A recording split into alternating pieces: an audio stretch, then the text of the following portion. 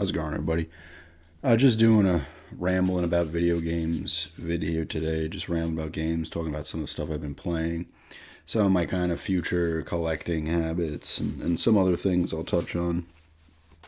I'll get into what I've been playing first. I got some games here. I'll talk about this one first because I actually stopped playing it, but Battlefield 4. I had this, I threw it in, I got it a couple of years ago. I know this is like, 2013? This is like a launch title for the Xbox One, right, and the PS4 when it came out. I think this was also on the 360 and the PS3. I could be wrong, though.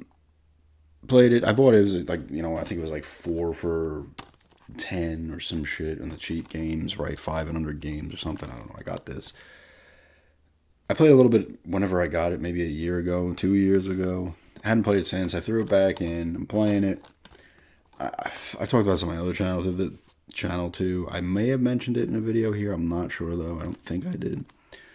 The friendly AI in this game is some of the worst I've ever seen in my life. And for a game in 2013, this game has worse AI, friendly AI, than games 15 years older than that. Like, it's just bad. I know a lot of people have said that, the multiplayer was great, and somebody in a comment on my other channel was like, yeah, they didn't even like update or patch the single player stuff because it was so focused on multiplayer. I was like, well, that actually explains a lot. From a graphical standpoint, it looks pretty good, but it has that, if you remember like 360 games back when that first released in like '05 and even a little bit into '06, some of these games would have like that almost plastic look to them. You'll know what I'm talking about if you play those games. Like Condemned, which I love, had that look. Like Cameo Elements of Fire, Perfect Dark, kind of Zero had it. Even Elder Scrolls Oblivion had it a little bit. But this game has like a look of an earlier title for the PS4 and the Xbox One. It has that look to it. I can't really describe the look as much, though, as compared to back in the earlier consoles with the plastic looking on the 360 specifically. But, I mean, it's a shooter, a first-person shooter, obviously. But like I said, I'll be sitting there. We're in a firefight. I got my squad with me, whoever you're with in the mission. And I'm shooting people, and all of a sudden I'm getting shot in the back. I look on the map. There's a guy just literally standing next to me shooting me while I have two of my teammates or whatever hanging out right there. They could have just blown him away, and they don't. They get in the way constantly. But the real reason I stopped playing is I did the mission. I was in the prison mission, the start of the prison mission. You get captured or whatever. You get betrayed, but is it a real betrayal? I don't know. Because I'm not going to know because I ain't going back to this for another 3 years probably. But I'm in the prison part, and I'm like, all right, here we go. It's a little different. I'm enjoying this. And I'm like, I'm going to stop playing. It's saved. It's auto-save and stuff. And then I go to play again. I'm like, start off where I was. And I have to play the mission prior, which was annoying as shit. I forget what that mission was, but it was like you're in a hurricane or a typhoon or whatever. I think you're in, maybe it's Singapore or some shit. And it's like a hurricane going on, stuff's happening. And I'm like, I don't feel like doing that again. I'm done playing this, like I was done. That was the cat I bought. She just sneezed. She's on the bed in the bedroom. I was like, I'm done. I'm not playing through that mission again. And this happened when I first played it back then. For some reason, I didn't get an achievement for the first level, which I knew I beat because I was past it. And I ended up playing the first level again, getting the achievements. And then I'm playing, when I restarted it, I'm playing another, I guess it was the second mission. I'm like, this really seems familiar. I feel like I did this. I did. And because I had the achievements for that, I had to go and do that again first before continuing with the game. And I'm like, I'm not dealing with this again. It's too annoying. So I was done with this shit. I was playing this. This was actually gifted to me on my other channel. I had a wish list. Ken Follet's, I don't know if I'm saying that right, The Pillars of the Earth. This is based on a book, apparently, which I had not known about. A best-selling, massively best-selling book, apparently. World bestseller. This is a pretty cool game. I played the first book, which is chapters 1 through 7, I think. And then they have it's 21 chapters total, so there's 7, I guess, per each one. And then I was about to start with the other one I haven't because I started playing something else, but I will go back to this. This is cool. It's almost like visual novel, kind of point and click type game. You're walking around. It takes place in like the 1500s or some shit. He plays a couple different characters and stuff. There's dialogue choices. There's other little things you can do. You know, you have like how you want to go about doing something in the beginning. You're in the woods with this family, and the wife's pregnant. You got to do certain things to help her. And then it goes from there. You're playing as a friar at the priory or whatever, and it's in England. You're in England. I did that and stuff, and there's mystery and intrigue going on, some betrayals and stuff like that. It's pretty cool, honestly. It's slow paced for sure. Like you need to be in the mood to play something like this. It's got a slow pace to it, but it's pretty good story. All the voice acting is good and stuff. So I do want to go back and play the rest of it. You play as these. I guess you play as all three of them. I've not played as her yet. I played this guy. I think his name's Jack. When he was a kid, I assume he's going to be older as the game goes on. I played as he's the friar Philip. But it's a pretty cool, and it has a nice look to it. It's hard to explain the look. It has almost that visual novel look, but you're moving more stuff around. It's a pretty nice looking game, actually. Definitely go back. I will go back to that after I complete this, which I'm almost done with. I think I have a level or two left. Another old one. Quantum 007, Quantum of Solace. This came out in 2008. But I've been wanting to I talked about it. I did the Bond collection video. I've been wanting to play these games and pick up some of them. I did not play any of the Bonds back then. I do have Bloodstone now, GoldenEye Reloaded, and this. I think I talked about GoldenEye Reloaded in the Bond collection video, where I was real disappointed in that. I will go back to it at some point. But I was actually real disappointed in that game. This one is pretty good, though, I gotta say. This is also first-person shooter. The PS2 version is not first-person, it's third. I want to get that at some point. But you're Daniel Craig here. I guess you also do Casino Royale missions as well in this one, but it's kind of weird because I've seen most of Quantum of Solace, but I don't know if I've ever seen it full. I remember parts at the end and stuff with the oil, and he makes that guy walk in the end of the movie in the desert or something, right? But you do Casino Royale missions, but you're doing them later on in the game, and I'm pretty sure you were doing missions based on Quantum of Solace in the beginning up until, I think, I could be wrong, I guess, I don't know, because I can't remember the movie full. Either way, pretty solid shooter. It's better than I think it's better than GoldenEye Reloaded. You can take cover behind stuff as well, and you're kind of in the third person when you're going out shooting people, and you go back into first person.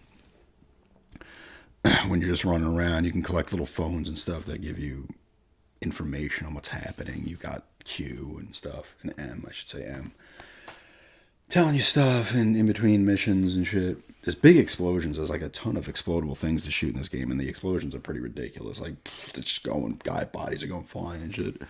A lot of the AI is you're fighting like the same five guys, it seems, in these kind of games. There's a lot of people to shoot.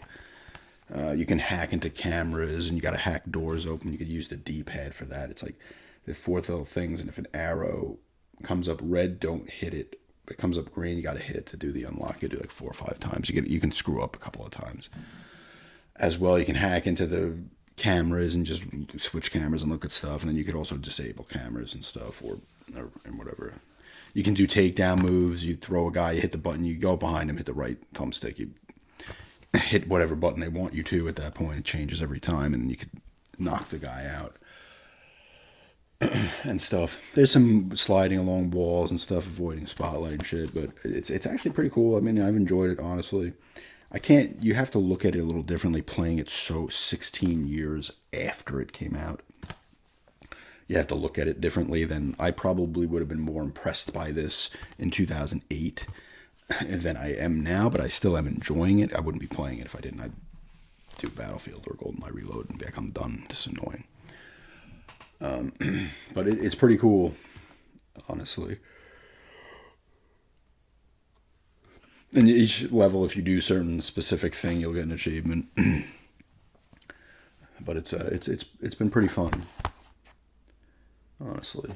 Quantum of Solace here. I should have this one if I play any more of this today or tomorrow. I should have this beat. Then I can go back to the Pillars of the Earth, finish that up. Because of my other channel, and I will probably do that video on this channel as well.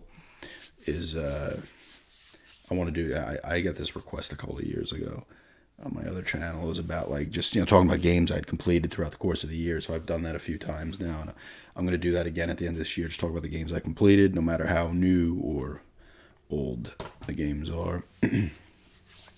And I've played some other smaller downloadable games. Like I got them for cheap on Xbox One. They were on sales, like Goosebumps, which was kind of cool, but kind of like a tougher kind of point and click type game where you do some crazy stuff. I had to look at a walkthrough a few times.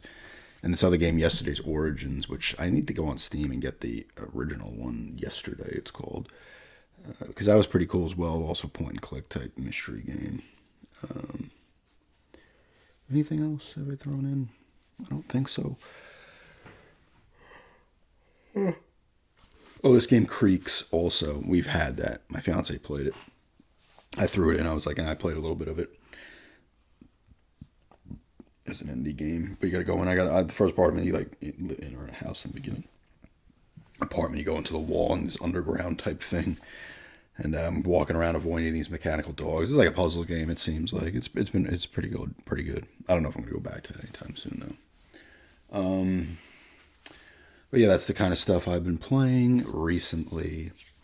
But I also just talk about video games in general, especially like collecting habits and stuff. I used to talk about this on my other Buried Under Cliches channel that I couldn't access, so I started this one up.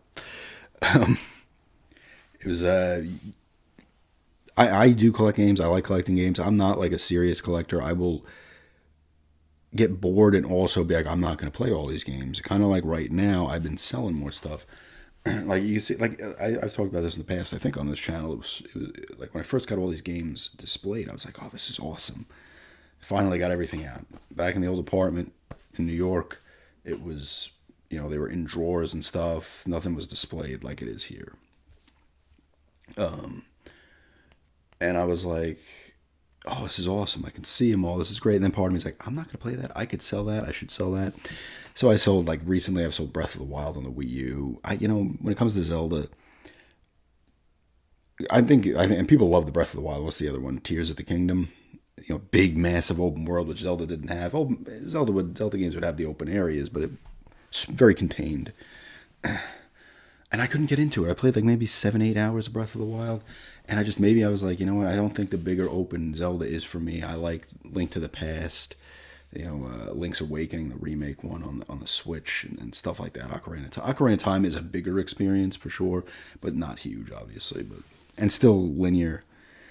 But for me, and I understand why people like those ones, but it just wasn't for me. And either way, I wasn't going to go back and play it. So I moved that. I moved a couple of Switch games, like Bravely Default 2. Did I sell that? Yeah. And I had Ni no Kuni, Wrath of the White Witch sealed. And I was like, I got these games cheaper. And then I'm looking a couple of years ago, and I was like, I'm not going to play them. Like I played some of Bravely Default, but I'm like, I'm not going to get around to playing these games, and I don't want to have a shit ton, and just have them sit there. So I tend to do this from time to time anyway, move some stuff. I got a couple of the PlayStation games. I got a list as well. But like I said, I'm going to focus collecting still for the PS5. You can't see it here. You can kind of see some of them up there. Because that will just grow naturally. That's my latest console, so those will grow. The collection will just grow naturally. But in terms of the older stuff, the original Xbox down there, I want to keep collecting for. And I want to collect the boxed, as many as I can get, and I put a price cap on things. I don't want to spend like more than $40 on a game. I do have another box Genesis game coming, one that I loved. And like I said, some of these games are games I had as a kid, and want them again, or ones I never played, like this one. This one was under 20. 688 attack sub. Like I just like it, and still has a little tab.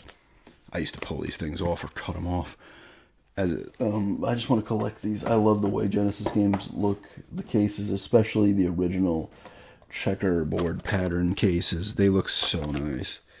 This is actually my original case and manual for Echo the Dolphin from when I was a kid. As you can tell, I did cut the thing off.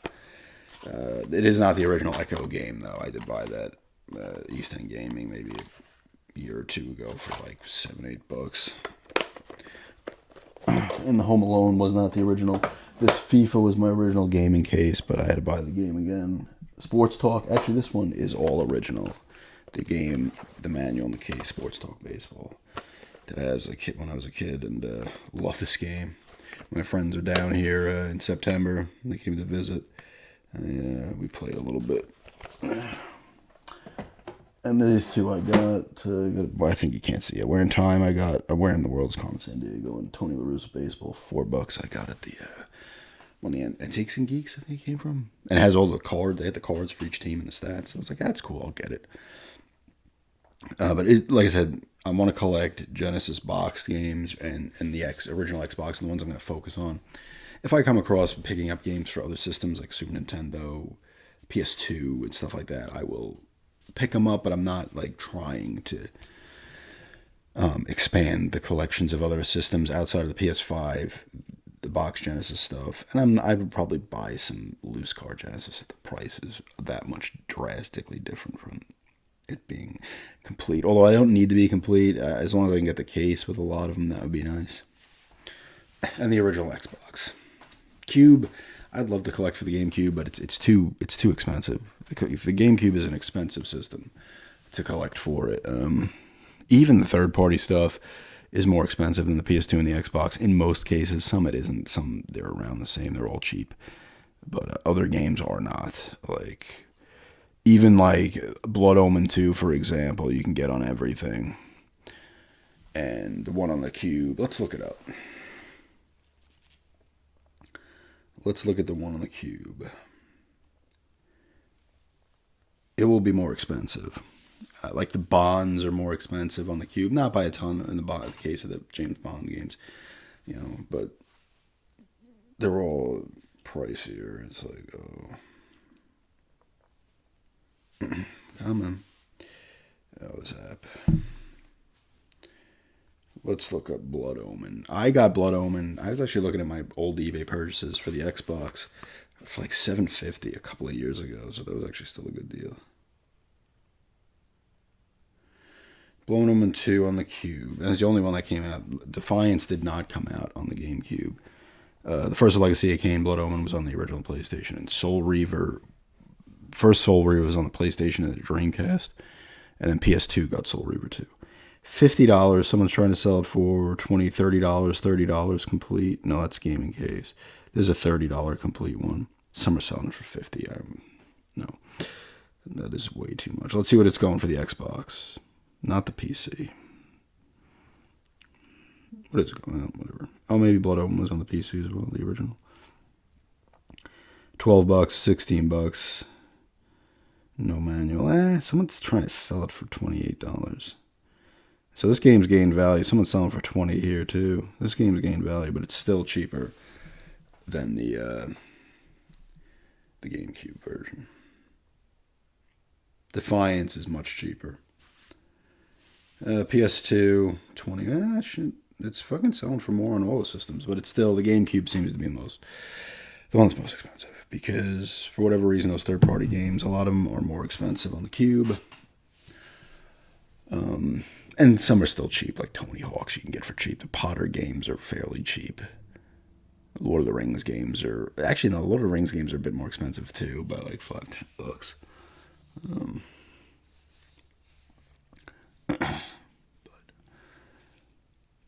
Yeah, still, playing, keep playing games. Christmas is coming. I got some PS5 games coming for Christmas. More stuff to play there and shit. It's nice going back and playing the 360 shit, Because these games are not, the Bonds and stuff, and the Potter games and certain games are not, you can't play them on the Xbox One. You got to play them on the 360. They even got delisted from I assume it's a licensing thing. They got delisted from the store as well. So that's why I'm like, I think I talked about it. Did I? Maybe I didn't. My stepdad, before he'd passed, he'd gotten an Xbox One, I guess, to screw around with. And I visited my mom, and I bought an Xbox 360, but it was a pain in the ass to get to work. The disk drive was screwed up. It was cheap. And I was like, I did that on purpose because I was like, okay, screw with it, see if I can get it to work. And I was just like, you know what? I was in Florida over the summer. I was like, I forgot my mom has this Xbox One, so I brought it back home. She never used it. She has a Wii. But I was like, I'm freaking bringing this home and using it so I can play. It works perfectly fine. It's one of the smaller ones, whatever it was called, the slim type version. I don't know what they called it, but I was excited. I was like, oh great, I can play the games like the Bond games. I played Harry Potter and the Half-Blood Prince, which I'd never played. I played Order of the Phoenix on the PS3. And there's stuff like Wheelman I have that you can't play on the Xbox One.